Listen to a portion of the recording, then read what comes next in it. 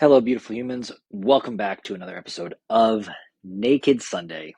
I am your host, Caleb Nelson.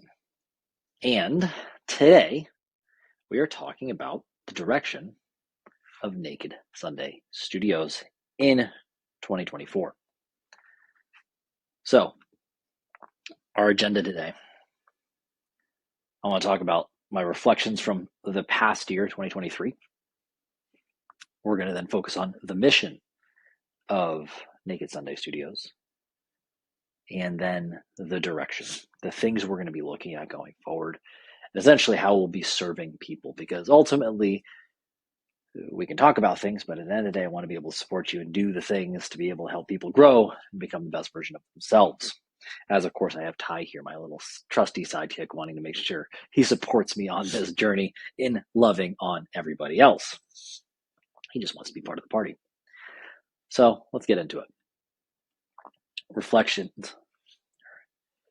Let's first start with self-image and reaching potential.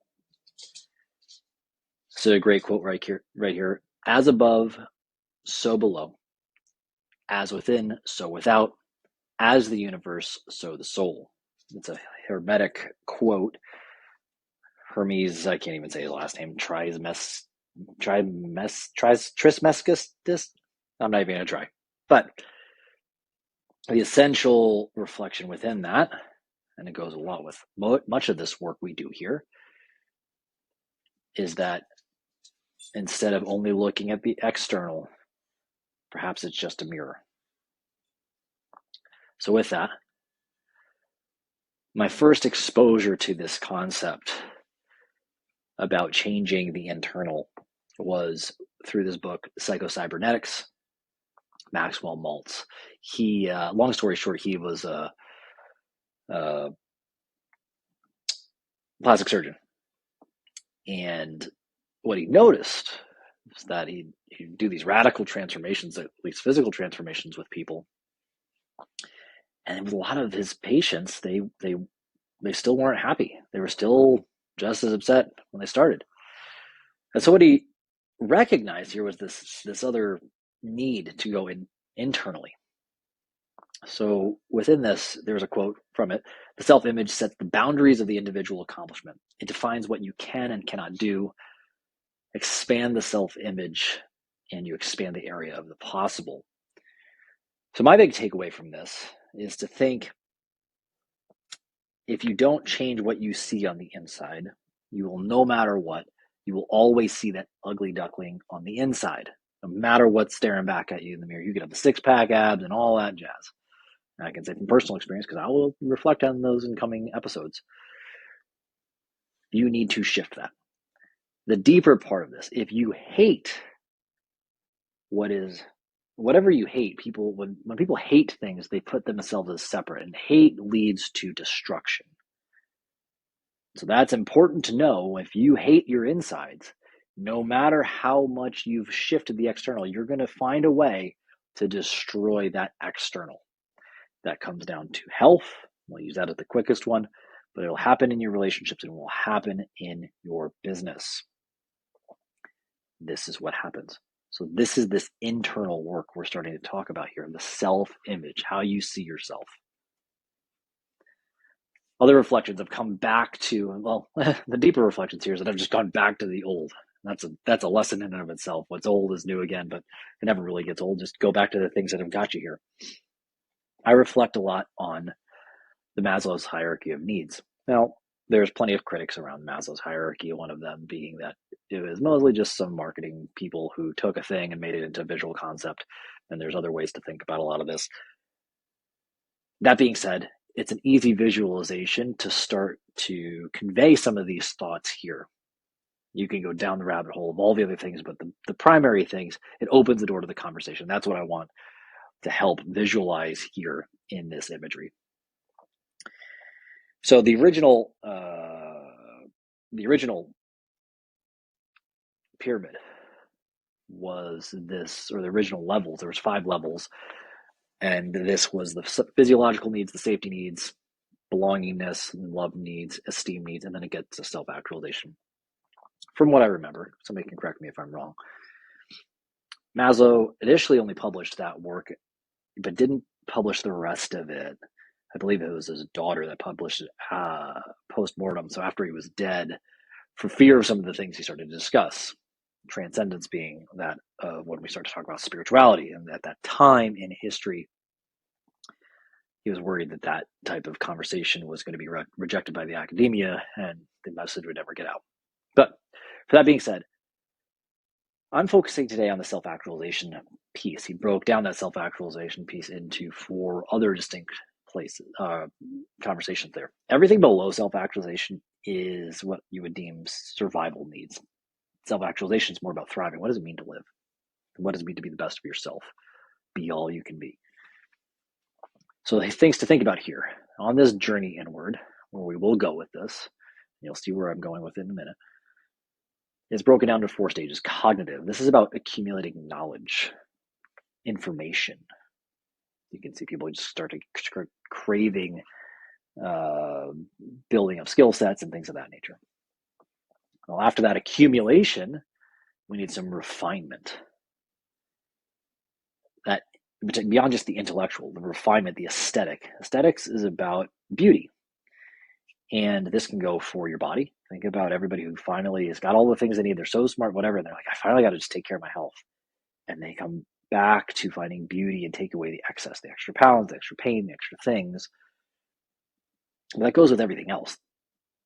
It could be in your business, taking away all the clutter, cleaning up your home, beautifying your living space, beautifying your relationships.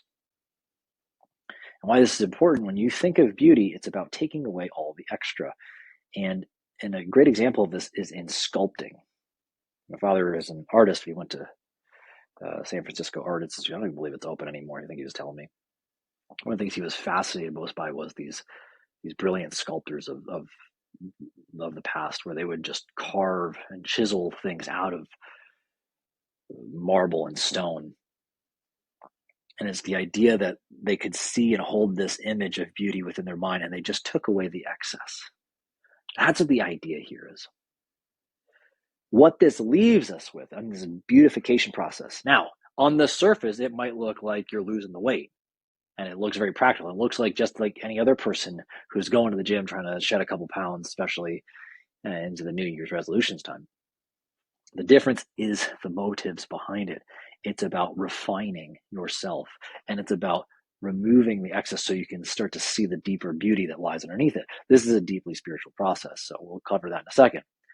What is left is clarity in who you are. This is the be all you can be piece. This is where we get to what does it mean to be truly authentic and in alignment with who you truly are. Again, we'll cover more of this. That is important, because until you know who you are, you cannot truly pursue the next piece, which is the transcendence piece. Now, to me, transcendence, we can call it spirituality, we can call that a lot of other things, but to me, I look at this as legacy and purpose. Now, a lot of people get caught up and are like, well, you have no control over that.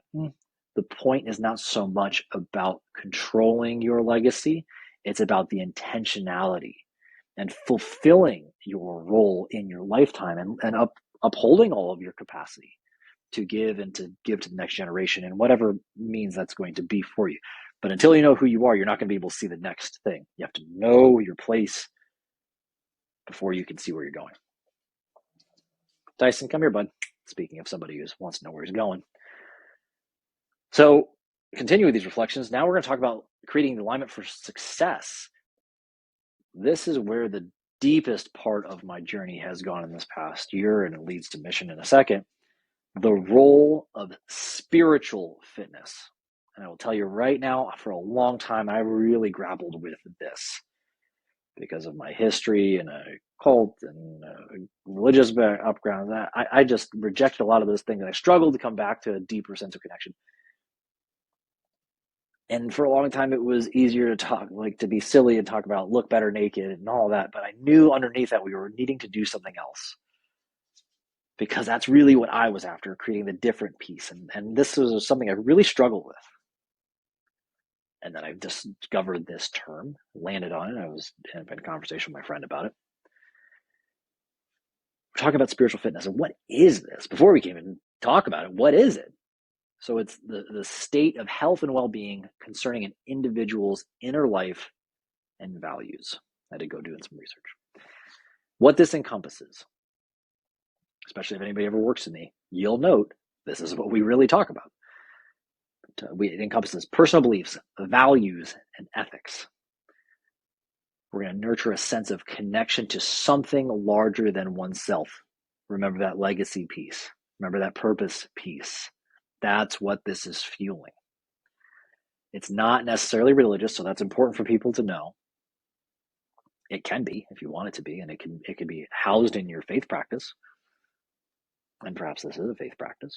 And even if you look at go another level, you can say the body is the temple. So however you want to look at it.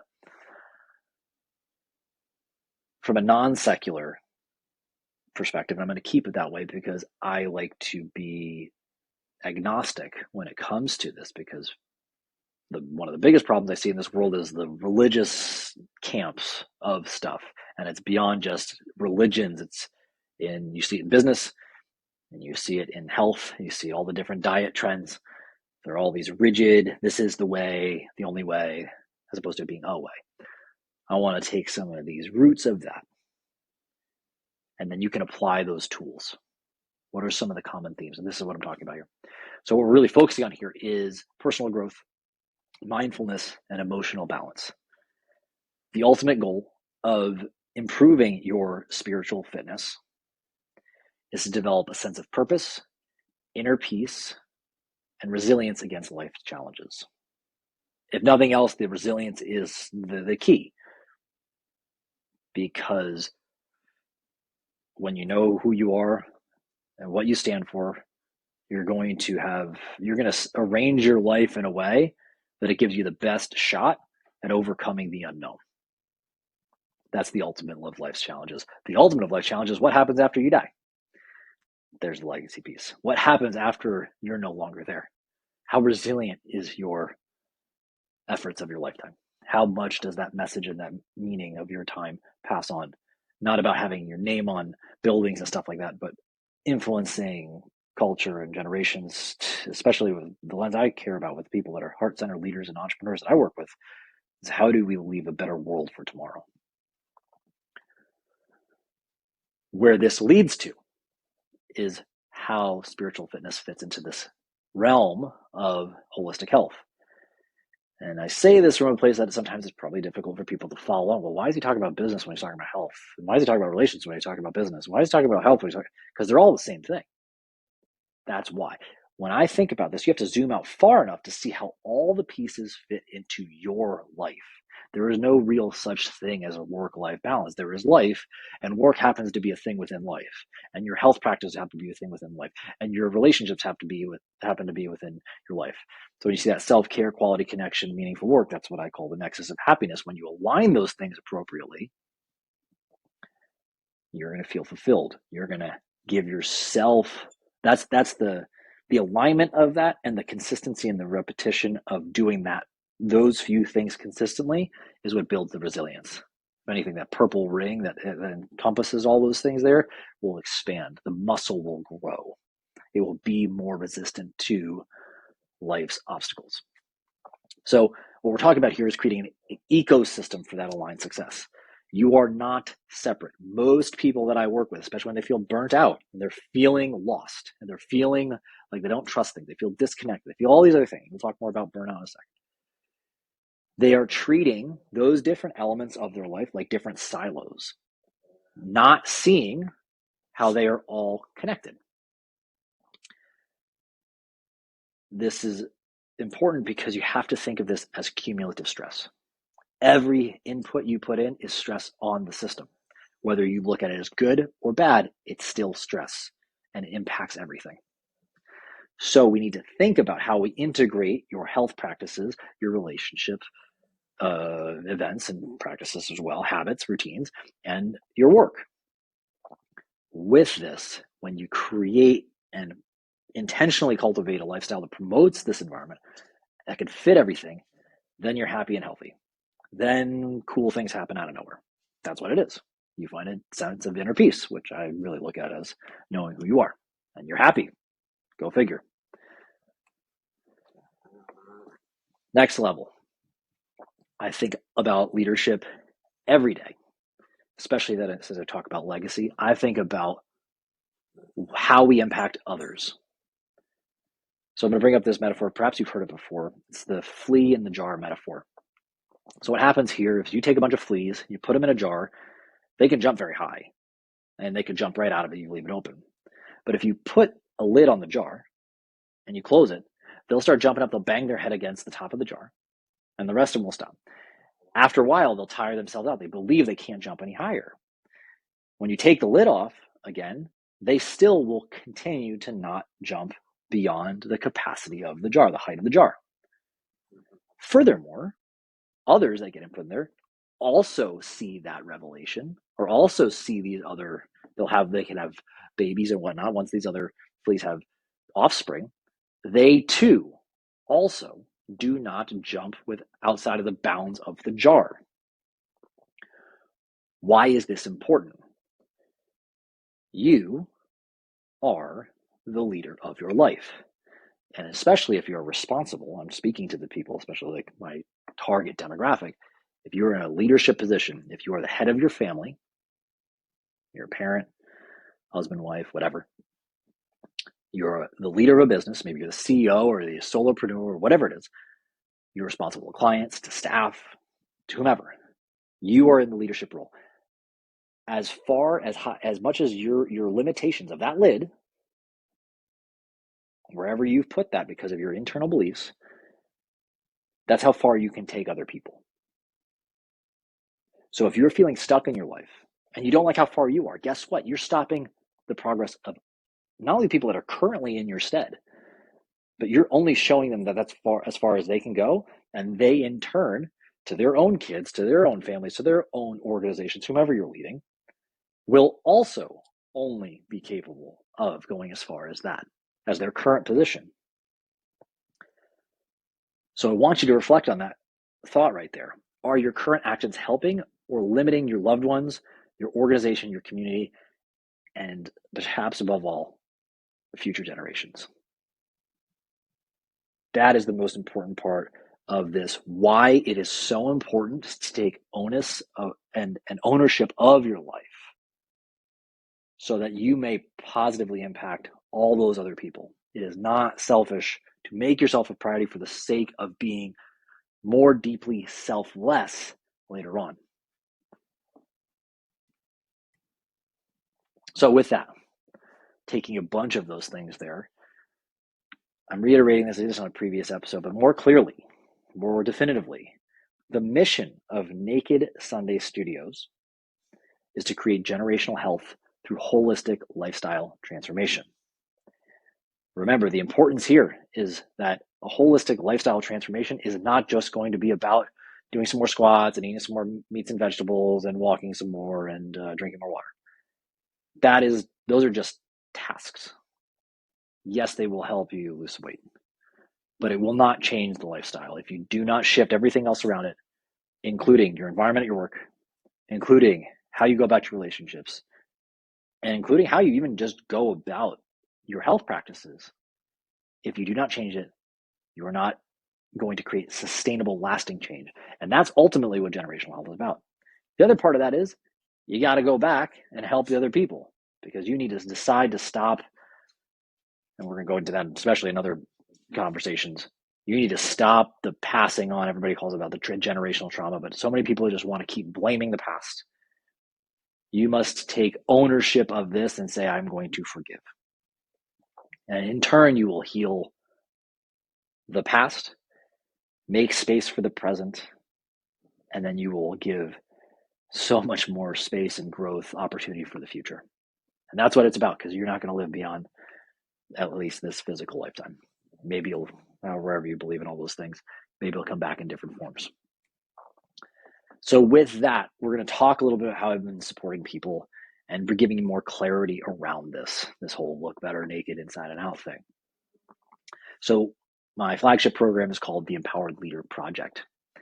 In this, I help burnt out, heart-centered entrepreneurs and business leaders End the crash diet life cycle through holistic lifestyle transformation. With this, it's to achieve physical, mental, and emotional health and well-being.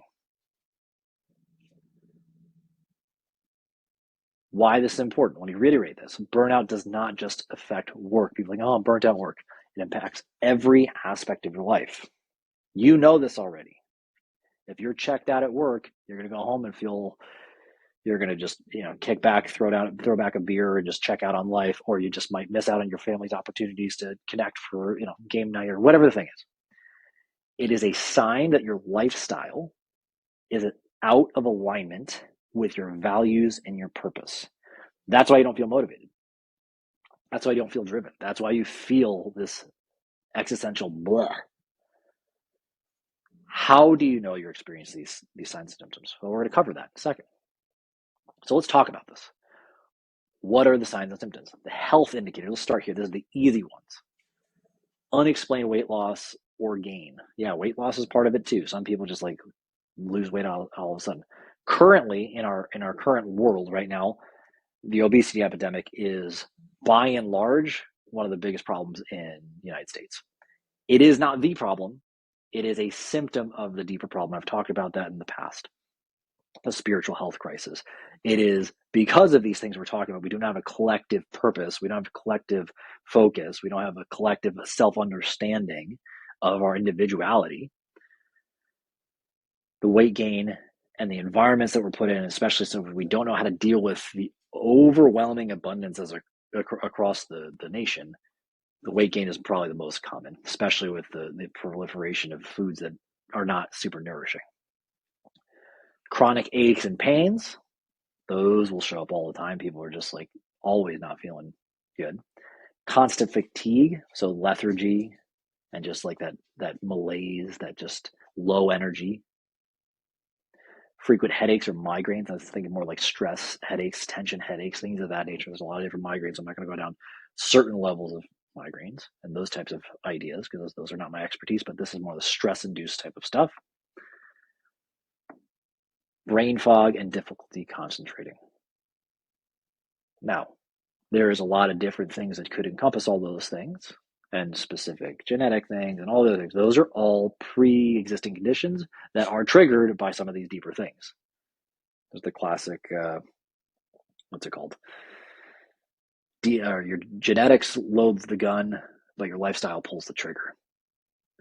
These are the symptoms expressing themselves. So we need to take a look at those things, so cover the root problem.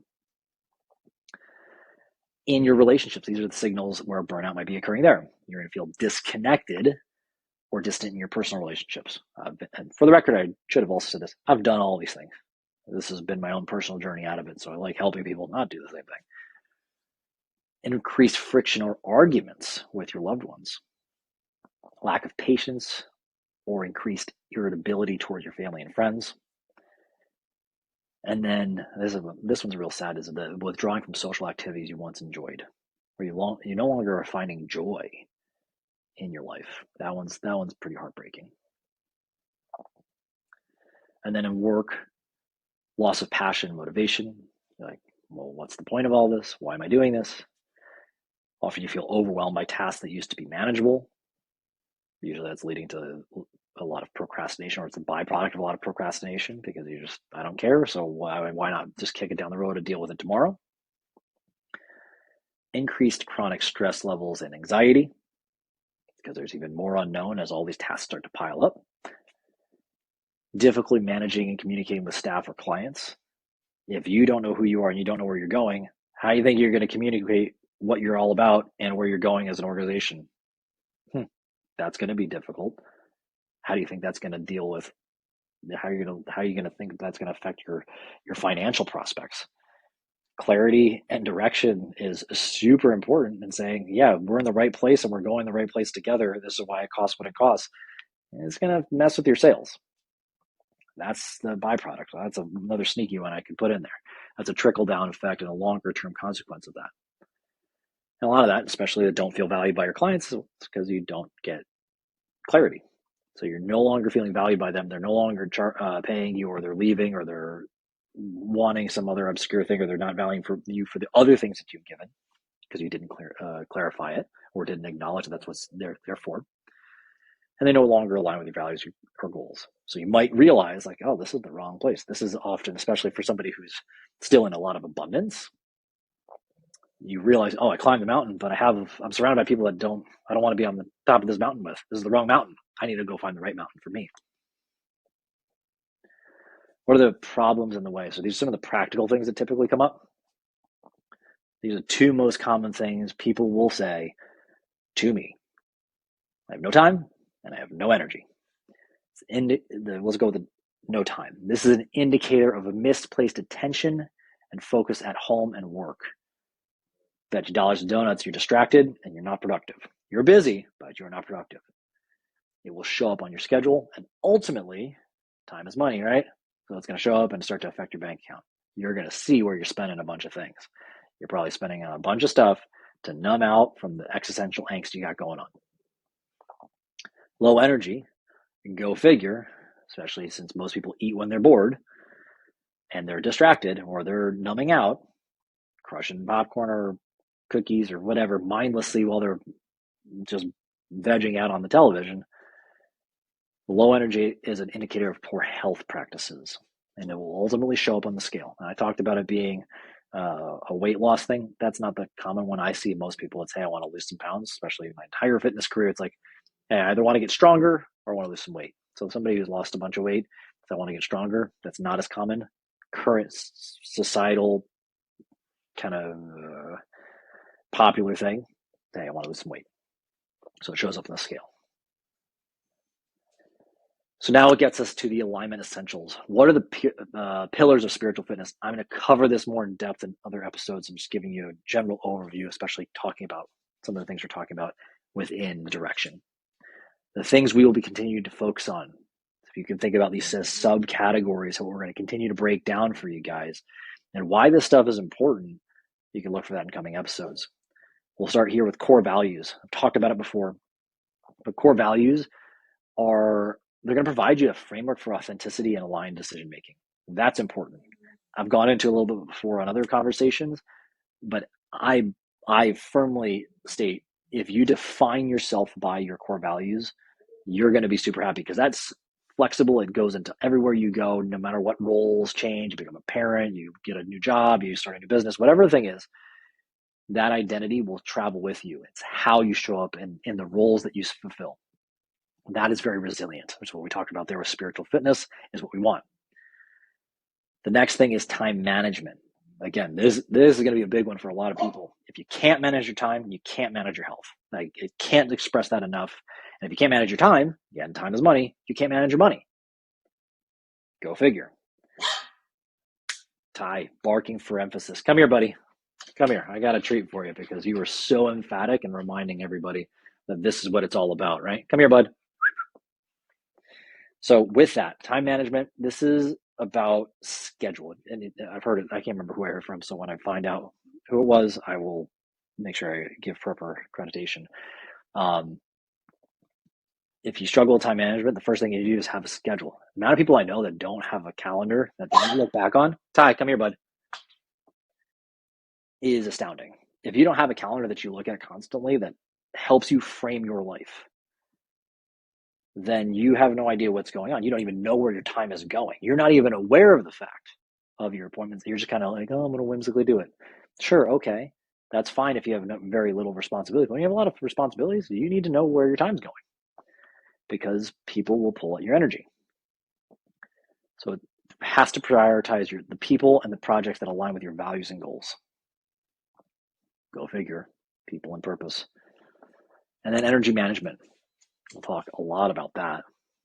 Within a health context, it's about the body. Within a business context, we start to talk a little bit more about, within the energy management we're talking about right now for the health practices is about the body and those types of resources. Within a business, because you can look at it very similar, they're great analogs when you're a business or business owner. You can talk about the resources of a business, and that's energy management because those resources are energy. These are the practices and habits that support proper physical, mental, and emotional well-being. Again, we will cover all those things more as we go on. The keys to success. So these are the big things, what is missing out there, why people don't succeed at achieving the sustainable element of the look better naked inside and out. They might look good, but they can't keep it. Why? Because stuff is missing within everything I just talked about. They didn't know how to define core values, or they avoided it altogether. They didn't know how to manage their time, or they avoided it altogether. They managed their time, but they avoided it altogether. Those are the type of things. What are the pieces that will start to round this out? So there's three things. It's mindset, habits, and accountability. I'm going to talk a little about what they are, what other programs miss, because everything I'm talking about here is about a holistic perspective, and everything I've been creating here is not because I created it. This was a co-creation. That's the most important thing I need to talk about with this Empowered Leader Project. I've spent six figures, well into the six figures at this point, multiples of that, on learning from great people, both in my formal education with a degree in kinesiology and in, I can't even tell you how many certifications and programs and whatever that I have been in to invest in learning this stuff. And this is all taking and distilling the things that they have taught me, but I didn't see all of them in one spot. And at the same time, co-creating with the people I served. I've coached thousands of people on health and on relationships and consulted on businesses. Their feedback and their participation and my own failures, to be able to see my own gaps, they have taught me this. It is it's the gifts of the past that are creating space for the present, which is so in line with this generational health thing. So anybody who's listening, who's ever been part of this journey, whether you've been a mentor or somebody's led a program I've been a part of, or taught me anything, or you've been a client who's supported me and shared your journey, shared your insights, shared your failures, shared your everything, shared your feedback on what I didn't do well, you have co-created this experience. And that's why this is so valuable and so important. These three key success elements here are so important. And the reason why I'm putting it there, look at success. It's the classic stool analogy. We have three legs to the stool. If we're missing one, the whole thing falls. And there's depth behind it. Okay. So there's three things: mindset, habits, and accountability. Here's the keys. Here's the keys to success. Mindset is first. That's the hardest one for most people to wrap their head around. Why it's essential. Your old stories are your spiritual baggage. That is the link, the chain that is tethering you to the ground from you going from where you are to where you want to be. If you do not address this, you're going to stay trapped in the same cycles you are stuck in personally and professionally. It will come back to the same thing. You're like, well, why am I back to where I started? I made more money, but I feel broke again. I lost all the weight, but I put it all back on. I got divorced. I found a new relationship, but why am I back to hating my relationship again? It's the same thing because you didn't change the underlying problem. We could call it spirituality if you want, but this is the way you are looking at things. And this artistic piece of yourself must be addressed. One of the big problems I see in many programs or experiences is that they focus solely on external metrics. Now, external metrics are important because there's a lot of we'll call it the woo-woo stuff out there. It's like, oh, just let the universe come to you. Yes, that's nice. And surrender. Those things are cool. Those concepts are beautiful and they are very important and they are correct. But that's one side of the energy spectrum. The other side is what we're talking about is this more accountability, the metrics, the do the work stuff. And through the do the work stuff, you will create things. But you must have the balance. So most people only focus on this external stuff. Well, if you were listening so far, you realize that just because you shine turd doesn't mean it's not still a turd. If you still feel like garbage on the inside, you're going to find a way to destroy yourself. One of the most powerful things here, and examples in this, is the lottery winners. They often do not have the mindset or the system or the internal understanding and the worthiness, the sense of worthiness because their mindset is caught on the old stories and the old language and the old cassette tapes, if you will, and only certain people know what cassette tapes are. Those old recordings are holding you back, and you see these lottery winners, they blow all the money and they're back to where they were within, I think it's 3 years, the average, no matter how much money it was. That's insane to think that. So if you're only focusing on the external does not solve the problem. You need to know how to deal with abundance just as much as you know how to deal with dark times. Neglecting the internal self-image, we talked about that before, and the underlying beliefs is what will lead to the burnout and the dissatisfaction. You have to address it, and it happens a lot. And the hard part why people want to talk about it is either they're too immature, so they have not had to realize just stuffing a bunch of habits down somebody's throat doesn't, though they might be technically correct, does not mean that that person's going to be able to absorb it. Does not mean they're in a place to receive it. You must know how to navigate this internal conversation. This is the deep work, and it is very, very difficult. Every coach eventually realizes this is where people make their money. This is it. It's hard to hold space for this. If it was easy, everybody would do it. So what's different? We talk about the spiritual weight loss, but it'll look better naked inside part, on the inside and out. We're going to help you let go of this existential extra weight that's holding you back. Excuse me. From this, it's going to allow you to have a better relationship with your internal self. From an internal self that is healthy and balanced and organized and from a positive frame of mind, and you have that confidence, guess what? You can set healthier boundaries. Your relationships externally are going to start to look different. And then you're going to also align the actions you're doing in a way that's authentic with your values and goals. So your practices at work, how you go about doing your work, how you go about living your relationships are all going to change in the direction that is authentic to you. And if it fits like a glove to who you are as a person, guess what? You're not going to change the damn glove. It fits right. It's not a square peg, round hole situation. It sticks. It stays. You keep the results. You make the money, you keep the money. You lose the weight, you keep the weight loss. You keep your six-pack abs. You're welcome. Second piece, this is the keys to success, is the habits. Why are the habits essential? We're going to talk a little about like a nuance of habits. Obviously, the habits, from what I said before, you have to do the work. If you don't do the work, nothing happens. That's the external stuff that will actually manifest the things. The important part, though, is sustainable success is not from just doing more. It's about mastering the right things. Doing more of the right thing will get you more of the right thing at the right time. What's a great example of this? You can build the prettiest website, but what you need right now to build your business is to have more sales conversations. You need to just go have more sales conversations. Those are that's the right work. So that's very important, knowing what habits of the right thing at the right time. Same thing goes with workouts. A lot of people do too much workout, too much exercise. Most people you'd be surprised, especially in the high intensity world of working out. It's a convenient way to numb out. They distract themselves with fitness. They distract themselves with exercise as opposed to using it as a tool to get what they need to be good on their body and then to go do the things that they really need to do, the other parts of their life.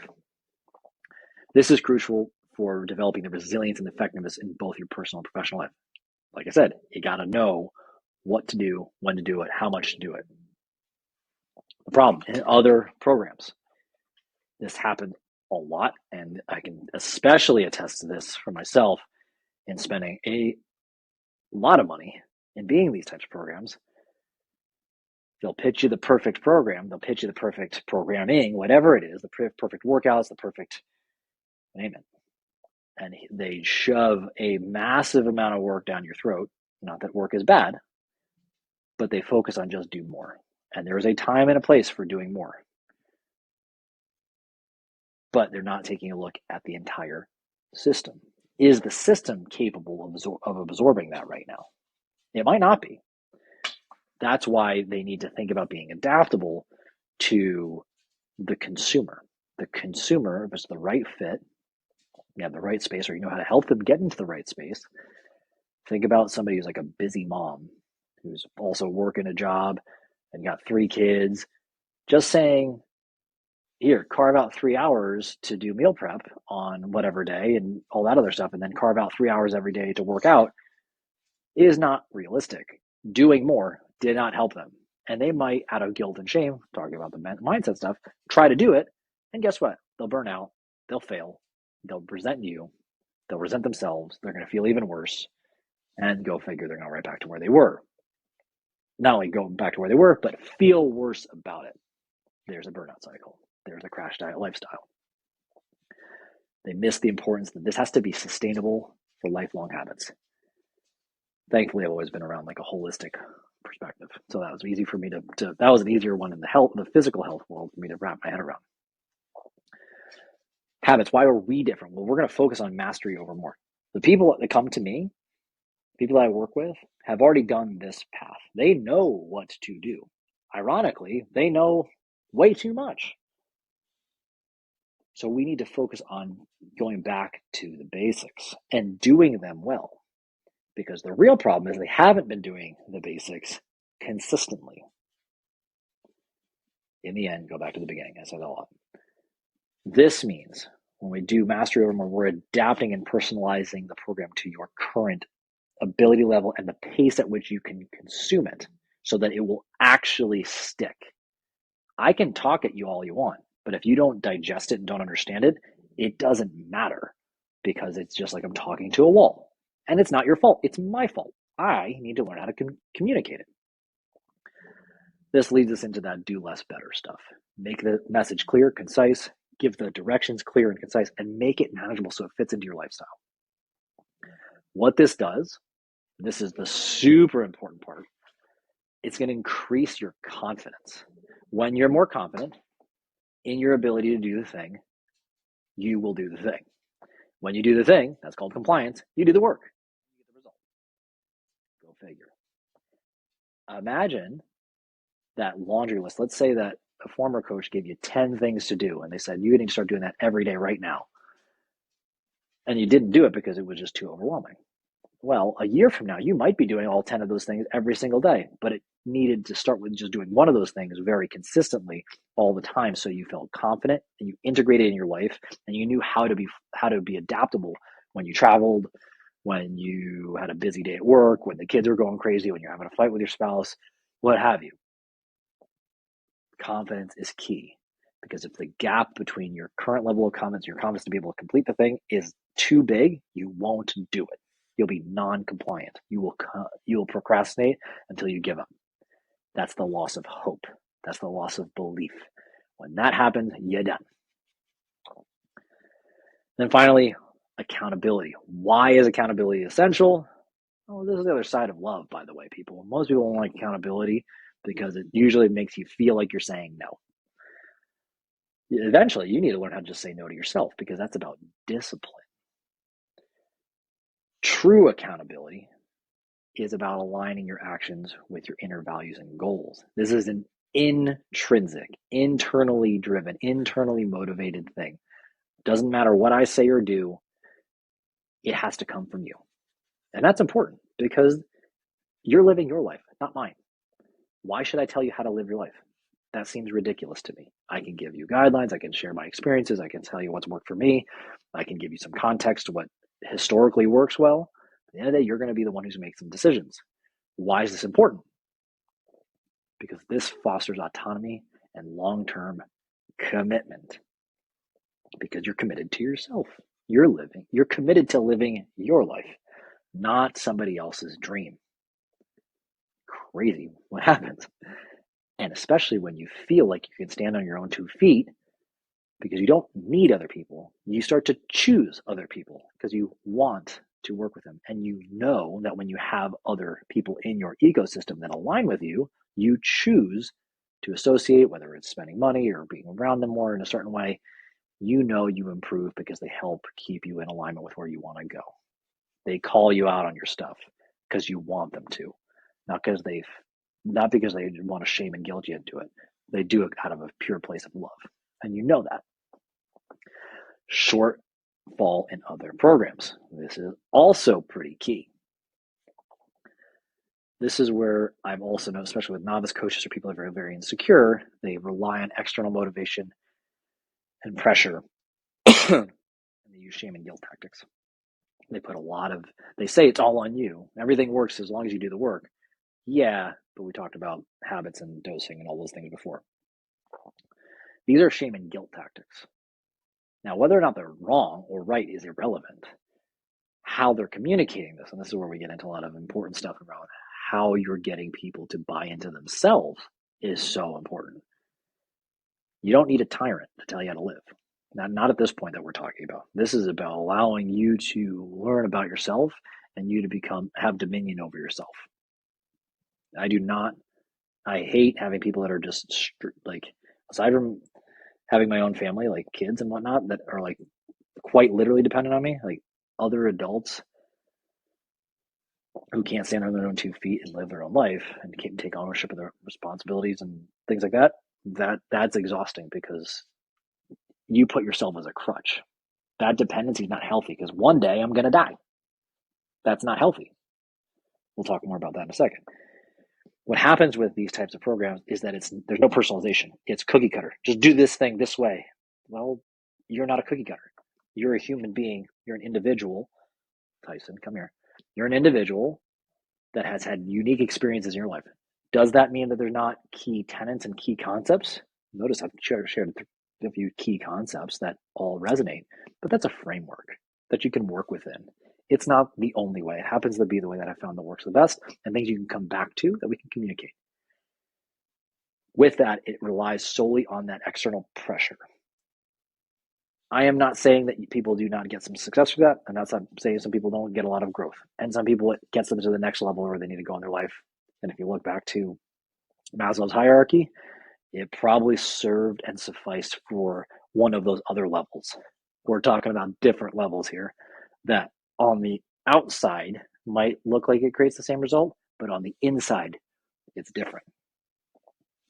So why is this different? We're talking about empowered responsibility. That's that autonomy we're talking about. You don't need us anymore. That's the goal. That's been one of the number one things. A lot of people have like come back and told me like, hey, one of the most valuable things you said about working together is that you wanted to put yourself out of a job. I'm not trying to make you have to live like it. Like I'm not your all and your everything. I am a piece of your life. I'm a tool that you're using for a period of time. I'm me and my team, whomever. We're a tool for a period of time. The nature of the relationship should change. That's important. I'd love for you to be able to go teach it to everybody else. That's awesome because that means you truly own it and understand it and you can pass this on. Go back to the generational health concept. I'm going to die one day. I want you to be able to continue to live a healthy and happy life without me. That's awesome. And then teach others how to do it without me. That's exciting. So with that, what we need is layered support. So we provide a combined level. A lot of people don't do this. It's just like group, and then you rely on like the social pressure or one-on-one, but you don't have like a team. Puts a lot of weight on one person to solve all your problems. The combination of the personal coaching, we have one-to-one, and there's a network of other leaders within this program that are going through the same thing at the same level, who've gone through some of those other previous experiences and are looking more to share an environment with people who share their values and desire to help others without all the shame and guilt and dogma and whatever. They're looking to become the best version of themselves. What you get out of this is the key. You experience improvements in things like this. Work-life balance. It's really work-life harmony, but most people understand what work-life balance means to them as a term. Stress levels are going to improve. How much better would you perform at life and work if you felt physically better, mentally better, emotionally better? Think you're going to make more money? I would say yes. Your overall health, number on the scale is going to look better, and the picture in the mirror is going to look better too. Clarity and confidence. We just talked about that before. You're going to have a better sense of self and direction where you're going. If you know where you're at and know where you're going, guess what? You can also communicate to other people, which leads to number 5, you're more effective as a leader. This is about us being able to expand and create a community and be able to build together. I want to be able to do it together. It's more fun that way. So in a meaningful way, we can focus on generational health together.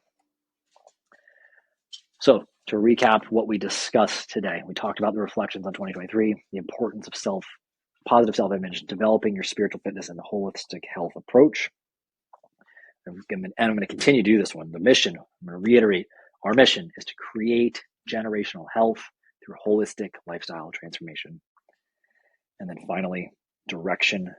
This is where we're focusing. This is where we're putting our attention in 2024, building and nurturing this medium, this vehicle, this program, this empowered leader project through those things. When I talked about getting your time, energy aligned with your core values, focusing on those keys to success. We're giving you the mindset, the habits, and the accountability in a way to promote that alignment so you can experience those benefits I discussed.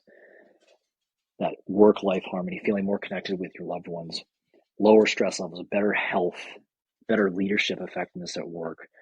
So you can make more money, look better, and you can have a great time with your family, and then pass this on. Let's pass this on together. So action steps before you go. I want you to do this because it's the beginning of 2024 before people go jumping into their next thing. Because that's the same problem. Everybody's like, I'm going to do all those things. Well, guess what? You start the whole problem again. You need to take a peek at what is in the mirror and slow down and look at what's been going on. And crash diet, I want to remind you, is not just the food.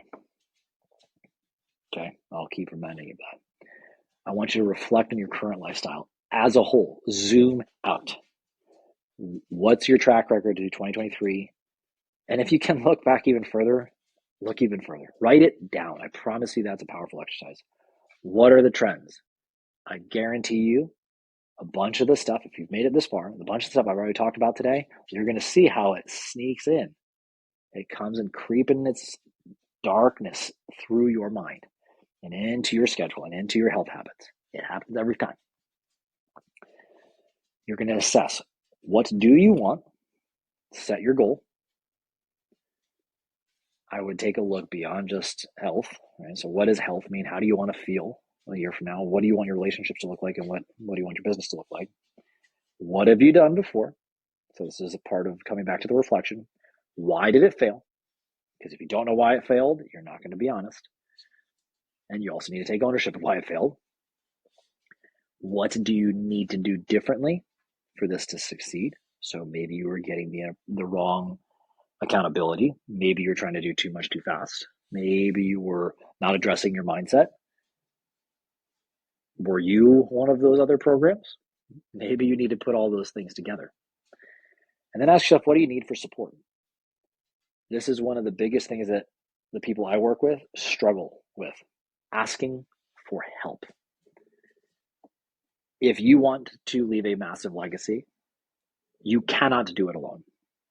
The smartest people on the planet, the wealthiest people on the planet, the most successful people on the planet, the most successful people I've ever met. Let's forget just the planet. Most successful people I've ever met work with others. They collaborate. They ask for help. If you don't ask for help, you can't bring other people into your life. You have to be vulnerable. That takes courage. Help let other people in so they can give you the love that you need to grow. If you're playing, there's Ty saying, yeah, again, here's his barking. If you are playing your game with one arm tied behind your back this entire time, and you still got this far, why are you making it harder on yourself? What if you had use of both your arms to go where you wanted to go? You're hurting everybody else, like I talked about before. Stop harming everybody else you love because you're unwilling to let the walls down and ask for help. So think about, what do you need for support, whether it's from your family, a coach, what have you, a mentor, something along those lines. If you want help from us, would love to be part of that solution. Go to nakedsundaysstudios.com. We can talk about the Empower Leader Project. We'll schedule the free discovery call. We'll talk about your goals, see if you're the right fit. Hey, this is pretty simple, pretty straightforward. This is about just sharing the love, and you're not signing your life away to some random dude on the internet. Like, let's just get to know each other a little bit and see if we can be of the right alignment together. Because guess what? Just as much I want to work with only the right people as the same way you only want to work with the right people. Let's make sure we're aligned before we go, signing our lives away to each other. Well, that's ridiculous. I was supposed to have an arranged marriage, which is why it's funny to me, because it's like, don't propose on the first date. Neither here nor there. That's all I've got for right now, guys. Okay. Would mean a great deal to me if you went ahead and you also followed us on all the social medias. We are on Instagram. Look for at Naked Sunday Studios. We're on Facebook, YouTube, LinkedIn, and TikTok. My personal, for anybody who's interested, I spend most of my personal time on Instagram. It's at Leb in real life, so you can go find me there. Those are the things I've got for right now, my friends. Thank you for sharing your time and energy with me. Thank you for your support through 2023. Thank you for your support. How long have I been doing this podcast? I don't know. I started in 2020, I believe. So it's 3-ish, 4-ish years, somewhere in there. Thank you for being part of the journey thus far. It's been incredible.